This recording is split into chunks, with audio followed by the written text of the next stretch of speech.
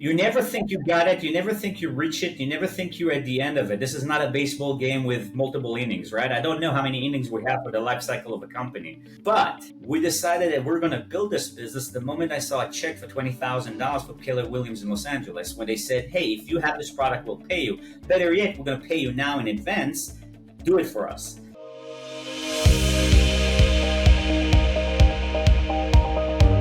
Hey, welcome back to another episode of the Growth and Scaling Podcast. Today we have got Roy, and he's going to tell us all about what he does and why he does it. Roy, give us the story, man. Who are you? Hi, Todd. I like the blunt question. Who am I? I'm Roy Dekel. Now, if you want to be too technical, I'm Roy Dekel, born and raised in Israel, and actually immigrated here in 2002. But Nice. I'm the co-founder of Makros.com, and Makros.com, which is the Greek word for macro, so it's Makros.com. Love it. The old brother of the word macro. Love it.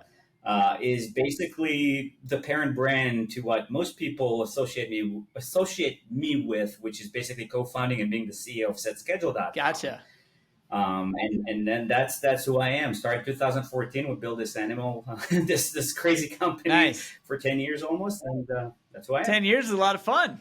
You can learn a lot in 10 years. Absolutely, it's been a great ride. So just to get this straight, so SetSchedule was kind of your first launch, and then as you got that going, you found ancillary products that kind of built into this Makros animal you're talking about? Absolutely. So we started with a basic hypothesis and a vision of making business easier for entrepreneurs and solopreneurs, right? Wherever they are, starting with the United States. And in 2014, we actually kind of like slipped. We crashed face first on the opportunity to basically solve or address the real estate industry problem, which really revolved around business development, social networking, and really highly focused office management. And we said, hey, I mean, SetSchedule is a good term for business development and office automation, because you want to have predictability over your path in life and especially in business. Right. And that's kind of like how SetSchedule was born.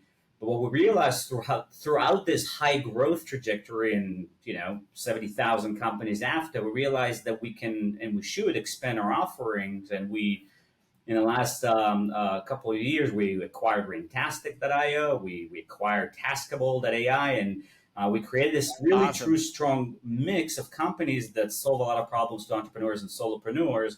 And we decided to rebrand the parent to Makros, which basically operate those three entities. Nice. Smart. Very smart. Nice to keep it organized under one brand. Thank you. So with the SetSchedule, I mean, to me, that says a lot about a lot of industries, but you said it's really focused and geared towards the real estate industry. Tell me about that, and how do you serve them versus other businesses? So it's a very good question, Todd. Thank you for it. The SetSchedule evolves basically. We'd like to say that we make business easier for entrepreneurs and solopreneurs by providing three product modules. One is social media, the other one is business development product, and the third is office automation technologies. SetSchedule.com and a SetSchedule app basically encompasses all three. If you think about it, SetSchedule.com, I like to say it's a better version than LinkedIn for the real estate universe. Sometimes I kid around when I speak public and I say I'm the CEO, co-founder of LinkedIn, and people say, what? And I say, no, I mean, I'm the CEO and a co-founder of a better version than LinkedIn for the real estate universe. So when you download the SetSchedule app, you essentially have the ability to create teams and start immediately networking with thousands of agents and lenders and escrow officers, and even credit repair companies and movers around your area.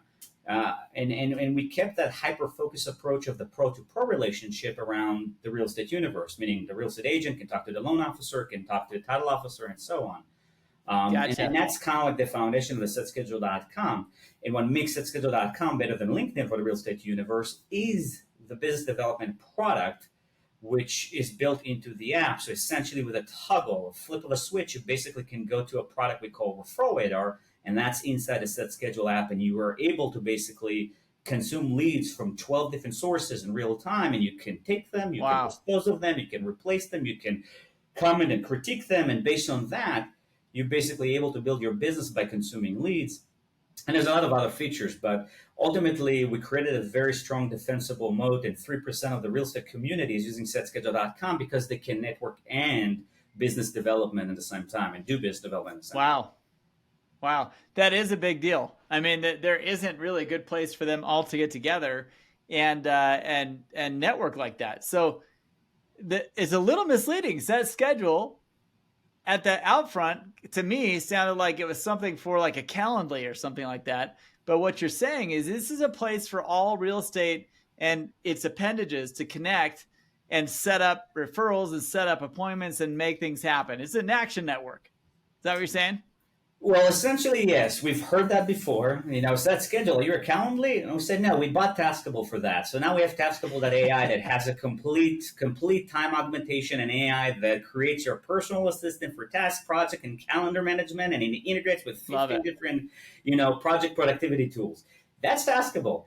SetSchedule.com has always been a real estate business development and networking environment for the real estate pros in the U.S. So cool. When you're in the real estate industry, SetSchedule, Zillow, Realtor.com, and SetSchedule.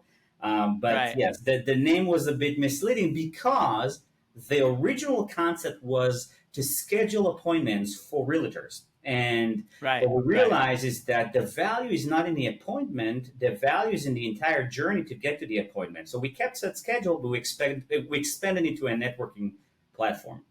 Gotcha. Now, I got to ask, I mean, the origin story of the company, were you a real estate agent? Were you in real estate? I mean, tell us how that idea even evolved, and why did you choose real estate? So it's another good question, right? And I'm going to keep it short. When I came from Israel, I really knew nothing about real estate. I mean, I knew I was an officer in the military, and I knew that I love business and I love entrepreneurship, and I basically essentially got into real estate investing, the long and short of it. So the origin story of SetSchedule really revolves around key three players. It's my business partner, Udi Dorner, which is my co-founder, and actually my wife, Shayna Goldberg, which was actually the first real estate agent and real estate broker of the firm. So Shayna Goldberg and Udi Dorner kind of like we've congregated. I was in the real estate investment universe, for lack of a better term. So I manage portfolios of hundreds and hundreds of residential properties in Texas and California. And I've noticed this constant stress and inconsistencies around real estate agents' production and real estate agents' abilities to run their business and work ethics and etiquettes and follow-ups and follow-throughs. And actually my business partner, Udi, I've been friends with him for many, many years. He was always in a tech world, and he was always techie. And they actually built different software to automate loans and loans origination and escrow documentation. And basically the 1 + 1 = 2. We realized that we could do a whole lot more using technology and build a technology system for brokers and agents. And that's kind of like when he and I started to talk about it. I love it. All right. So now we got a good idea of what your business does, and we kind of got a picture of your three products that have come together in one suite under Makros. Tell us about the journey. I mean, when you started this thing, there's always a point after launch where you kind of, something clicks and you're like, okay, we got it. Is there a decision or something you did at some point along that journey where it was like, all right, we got this figured out, now we can move? So the short answer is no. You never think you got it. You never think you reach it. You never think you're at the end of it. This is not a baseball game with multiple innings, right? I don't know how many innings we have for the life cycle of a company. But we decided that we're going to build this business the moment I saw a check for $20,000 from Keller Williams in Los Angeles, when they said, hey, if you have this product, we'll pay you. Better yet, we're going to pay you now in advance. Do it for us. And it was basically a simple question. If we build an environment where you can consume your leads, or we can schedule your appointments, or be more predictable on your appointments with sellers, would you pay us? And the answer was, here's a check. That was the really overarching moment. We said, okay, we're actually going to incorporate and buy a website. That's how far behind we were when we got the first $20,000 check. That's hilarious. Yeah, that's not the norm, by the way. Yeah, I acknowledge that. I understand that. Okay. Wow. I mean, I don't get a lot of people throwing checks at me just for being good looking, but I guess I'm not as good looking as you. So that's awesome. Thank you. Why do you think I go to the gym? I'm kidding. Exactly. Dude, so I mean, this is really cool. So you literally attracted clients before you even built a website and even talked about what you were doing. What was the pitch? I mean, you were just telling him, hey, look, there's an easier way to do this. I think if we plug some stuff together, it'll work for you. Or what was the conversation like?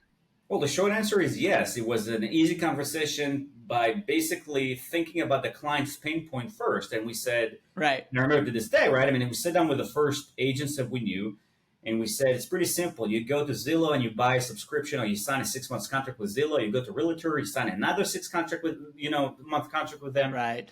How about us aggregating all this? What if we're able to centralize all of this? We would purchase those leads. We would purchase the leads from Realtor. We would purchase the leads from Zillow. We will nurture them. We will confirm them. And we will basically dispatch. We use the term dispatch at the early stage of the company, kind of like almost like an Uber. But we will dispatch the appointment to you in real time. Would you be willing to pay for that? And like I said, the answer was absolutely yes. Okay. That actually makes a lot more sense. And that actually makes the names make a lot more sense to me. So that is a cool story. I really like that. So you became a lead aggregator, lead distributor. Yep. And as you started building that business, there's a ton of money in lead aggregation and lead qualifying. How did you get the word to spread? I mean, were people willing to share the goods, or did they kind of want to hoard you to themselves? Nope. The short answer is nope. They did not want to share the goods, and it wasn't word of mouth, and we never banked on word of mouth. Even the best clients that we have trying to hug the fact that they're clients of SetSchedule, and they all admit it because they don't want to create competition. So they may talk to an agent in a different state, but they're not going to want to create a local competition.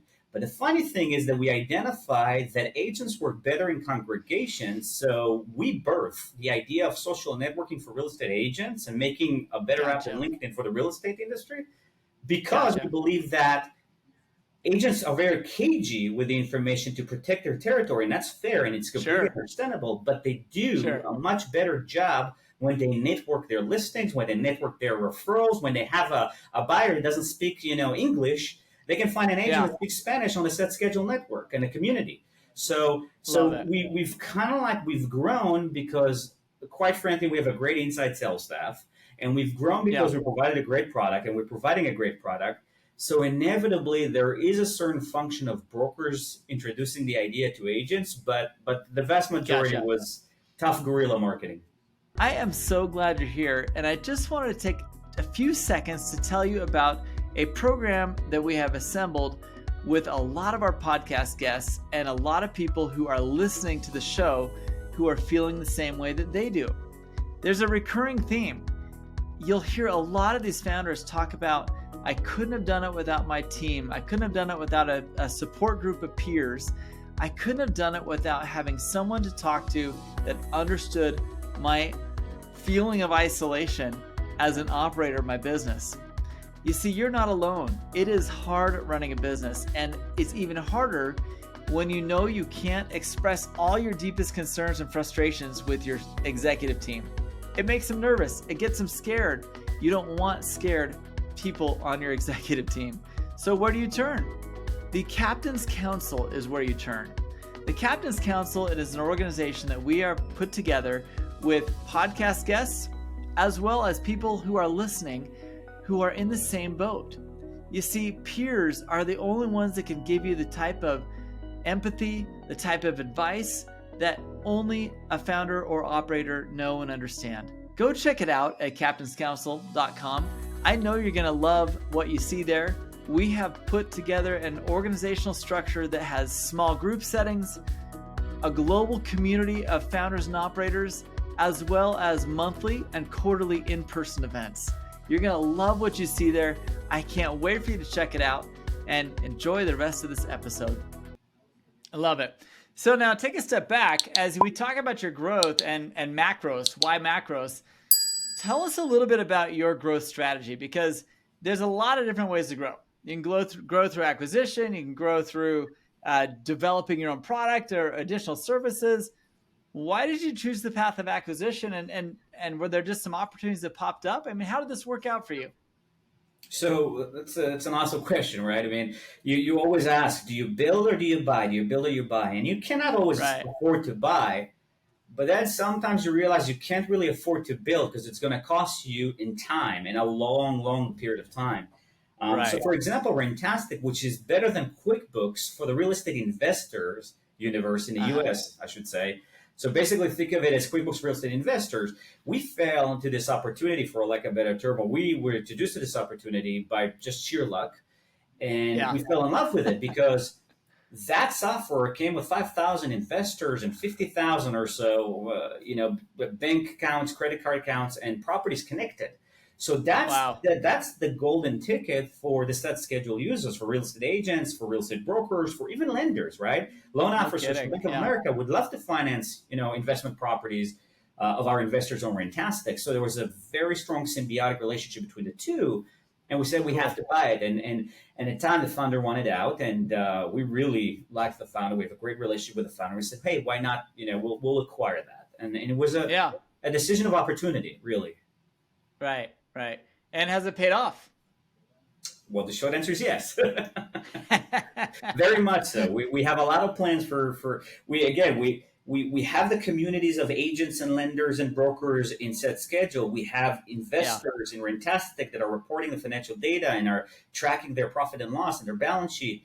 We're going to introduce payment systems, meaning you'll be able to take tenant payments. You'll be able to have a unified inbox to manage your tenant payments and to manage your contractors' invoices. And ultimately, we're going to also introduce lenders marketplace where lenders are going to be able to participate in underwriting and picking properties to finance.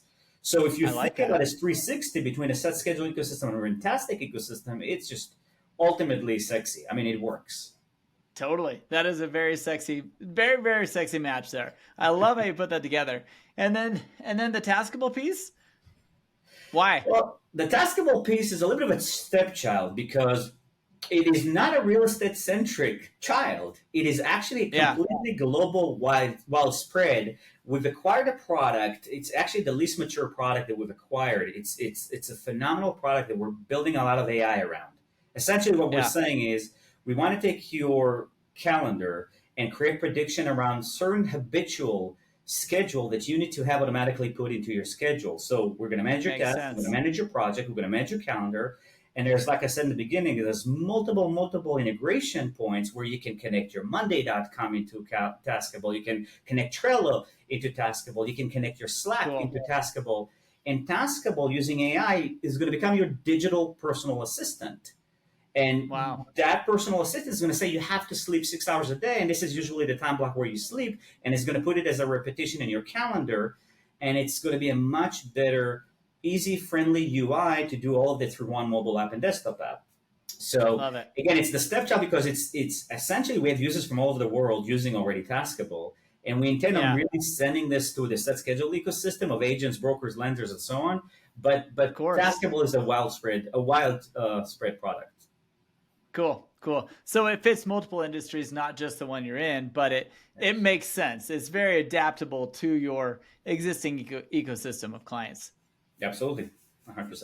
Awesome. So as you growth is always fun when it works. What about when it doesn't? What are some mistakes that you've made along this way that you would hate someone else to hit along the journey that you've done? Whether it be acquisition or whether it's just your initial product development, what are some things that you're wish you hadn't done? Well, there's a little bit of a wish I'd done sooner. When we started the company in 2014, we conceptualized the idea in 2014. We really started in 2015, but we didn't have a mobile app till April of 2018.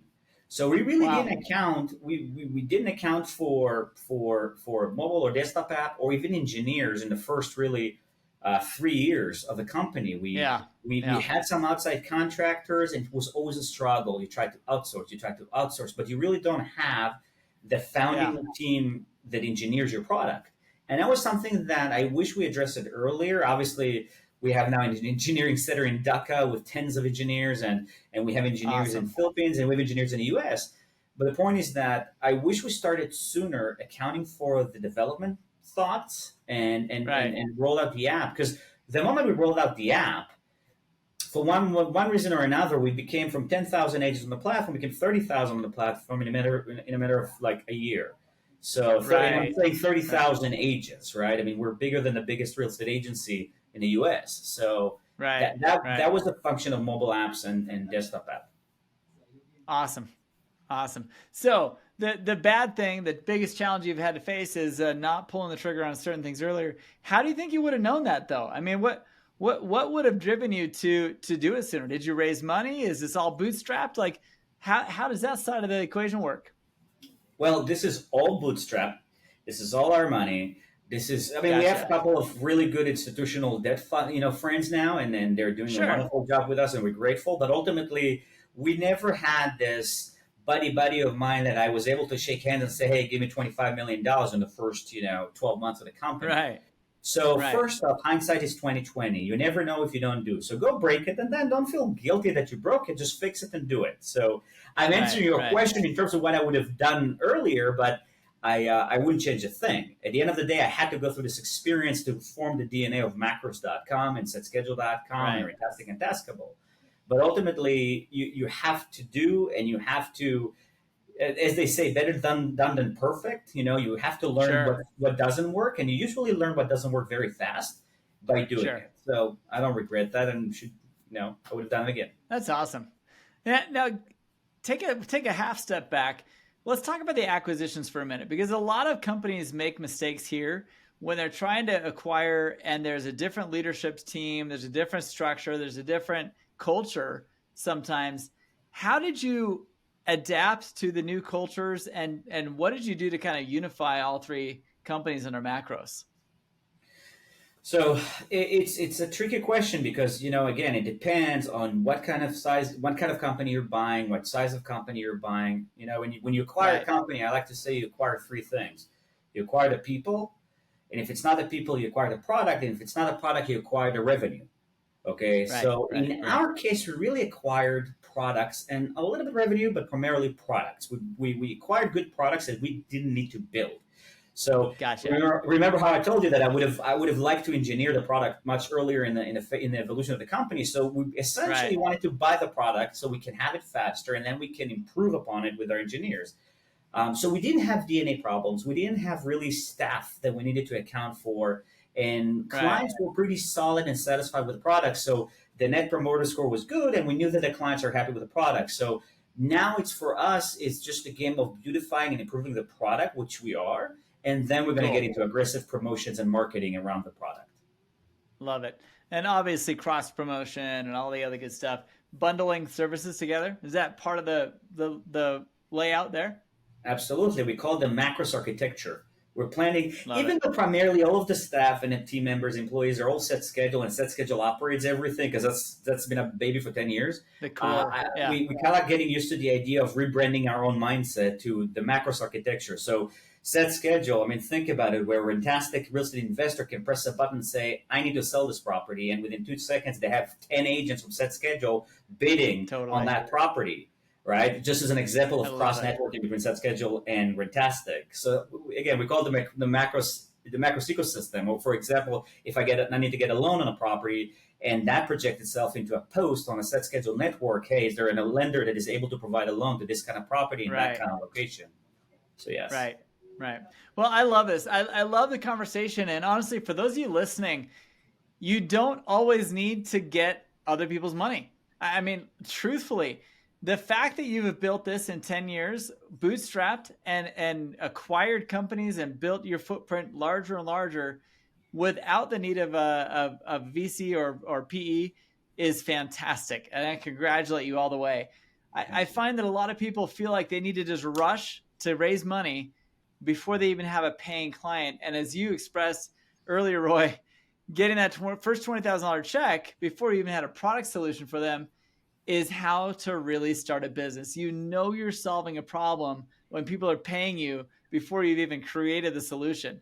So, Roy, what suggestions do you have for other people out there who are thinking, I just got to go raise some money, What do you suggest to them? I love this question because I have plenty of suggestions. And I also have plenty of analogies. Some are bad, but I'm going to say it anyways. In some instances, taking venture capital funds is almost like taking steroids when you sign up to a gym membership.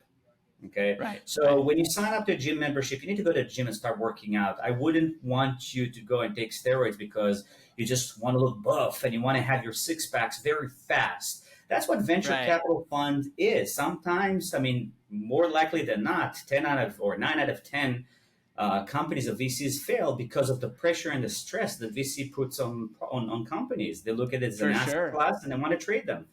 The reality is, as a founder, your passion and love needs to be with the clients and the product and employees, Yeah. and employees. But product and clients, when it's you, yourself, and Irene kind of thing, it's just you and your co-founder, you really want to focus on clients and products. Find a way to make the product. And if you can, maybe borrow on credit cards and build your products, and then find the first 10 clients, right? And perfect your pitch and perfect your sales pitch and your elevator pitch. Because all of the VCs are going to ask you for this elevator pitch, and they're all going to criticize you and tell you that you're wrong. So you need to be comfortable in ignoring those naysayers, per se. But your focus needs to be, and not be discouraged by the naysayers or VCs or even PEs, your focus needs to be in the product and in the clients. Totally agree. I love it. I love it so much. If any of you out there are listening and you haven't raised money yet, make sure you're servicing a client that's willing to pay you what you need for what you do. And if you don't have a client willing to pay for what you do, it's only a harder lesson later, because you've already sacrificed equity. You've already given into all the things that you probably didn't need to do until you knew whether or not you could solve a problem. Now, there are times to borrow and there are times to raise money, but generally it's not when you think. So I appreciate so much your comments today, Roy. Is there anything you'd like to kind of leave off with the people at the end of this conversation to, last tidbits of advice you feel like they should know when trying to grow and scale?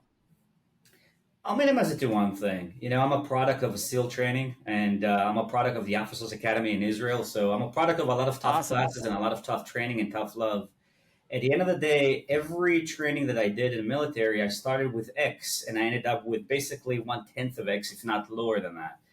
And the reason being, the overall unified reasoning behind it is just basically giving up on your dream that you had just 2 minutes ago when you joined this SEAL team or Officers Academy.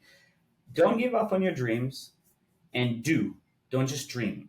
When you do and you don't just dream, if your dream is worthy of doing, right? And at some point, I mean, there's a big gap between doing and quitting it, and just not doing it. So do what you set to do. Don't wait for external validations from even family and friends or investors. Just do what you need to do and see what the clients are saying. Love it. That is some great advice. Now, most founders and operators tend not to do things alone. Even though you feel very much alone, most of us have a mentor or a group or somebody they go to get some advice that they may not have otherwise get on their own. Roy, is there somebody that's been kind of an impact or an influence on the way you've done things and the way you've built what you've done? Well, outside of the obvious, which is my wife, Shana Goldberg, and my co-founder, Udi Dorner, which obviously been pivotal, partners and friends and lifesavers. It's an interesting question. And if I'm taking it specifically to the SetSchedule.com ecosystem and the real estate agents and teams world, and considering the fact that we're in kind of like inflation / interesting cycle of economy and news or whatnot, I would probably give the shout out to Tom Ferry, which happens to be, in my opinion, one of the best coaches in the real estate industry. And for the single reason that a lot of agents out there are in a very serious need of his mentorship and training, and he does a wonderful job. And usually his narrative is very strong and very interesting and very correct. And I think that's something that a lot of our clients could feed off of, and a lot of clients need. So shout out to Tom Ferry. Love it. Thank you, Tom. And Roy, thank you so much for being on the show today. So grateful for your time and so grateful for your insights. Appreciate all you do, buddy. Thank you for having me, Todd. Hey, what did you think of that interview? Amazing, right? 3 brands, 1 mother company, and all of them work together to help each other grow and build. Growth through acquisition is really, really fun. It can be really creative. And if you look at it the right way, it can also be one of the biggest steps in growth that you can have. In his case, you heard him say it, the growth came through the right people and the right product, and not so much in the revenue. That's okay sometimes. You're not always buying a solid revenue stream when you acquire a business. But if the people and the product are what you need, I guarantee it's going to save you so much time and energy that growth becomes very, very simple, expedited, and more simple. So if you are in the mood to grow and scale, go back and re-listen to this. If you're thinking about acquisition, nudge us below, ask a question. We'll tell you how it happened. And if you're looking for that growth that only comes through the network of peers, you are looking at the Captain's Council. This episode is sponsored by captainscouncil.com, captainscouncil.com. And what it does is it provides you with a group of peers who are also actively operating their businesses right now. If you're a business operator and you need some advice, you need some input, you need feedback, you need community, this is the place to come, captainscouncil.com. And when you're there, you not only get to participate in awesome group intimate activities, but also a much broader scale when you jump into our global community, ask questions, get advice, talk to people, understand where they're at in their growth journeys, and maybe you can help them, and more likely, they're going to have some answers to help you. We appreciate you being a part of the podcast, of the Growth and Scaling Podcast, and we look forward to having you like, share, subscribe, help us grow while we help you grow. That is what we're all about, and we will catch you in the next episode. Thanks for being here.